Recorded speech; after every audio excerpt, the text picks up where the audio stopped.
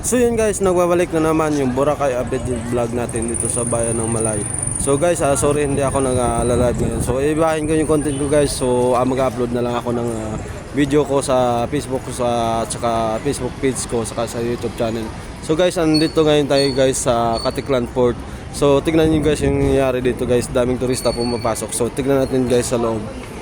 Yun guys oh.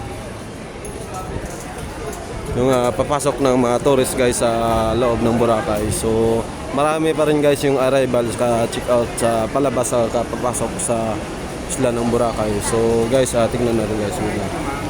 So may mga bumababa din guys na galing city of Pasig. So galing Rojas guys. So ito yung mga tourists na nangyayari dito sa Caticlan Port. So welcome naman daw si Gob Millaflores, Joey Millaflores. So yun guys, so nangyari dito sa loob. So abang sa mga upload ko ngayon. So ito yung first upload ko ngayon sa Facebook, sa Facebook page ko sa YouTube channel.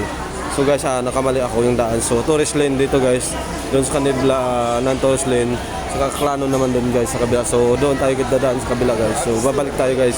So guys, salamat sa mga nagsuporta sa Facebook ko. Sana supportahan yung Facebook page ko sa YouTube channel. So at saka sa reel ko. Yan.